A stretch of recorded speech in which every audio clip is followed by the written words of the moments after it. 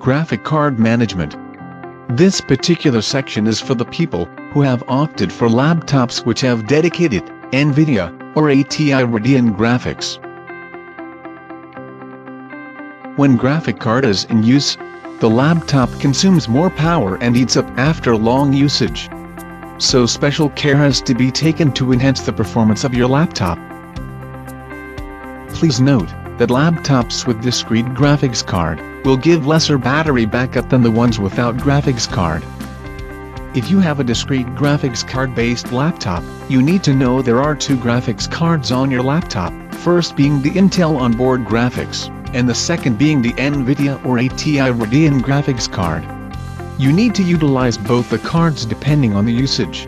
Use the Intel onboard graphics card for most of your day-to-day usage, like while using Word, Excel, PowerPoint, browsing the internet, watching movies, listening to music, as it will increase the battery life. Also note the laptop will not heat up.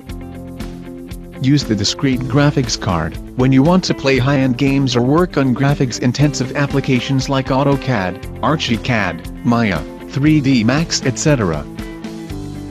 Many laptops have an option to switch off the discrete graphics card in BIOS itself, which you can switch on later if need be. All laptops have the option to switch once you boot to Windows and navigate to the graphics card management console, that is NVIDIA Control Panel or ATI Catalyst Center. By right-clicking on the desktop, you can configure the laptop to switch on the discrete graphics card based on applications also.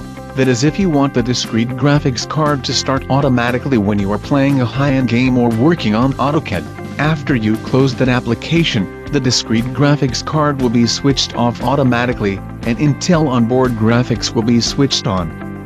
Do not immediately install high-end applications and 30 to 40 GB games, even if you have purchased a very high-end laptop. TechTutor suggests to go slow with the usage of your laptop. After 10 to 15 days of normal usage you can start using high-end games. Please note that the area where GPU is located tends to heat after 3 to 4 hours of usage, so do not worry, as this is normal. If the heat is unbearable, please get the laptop checked immediately.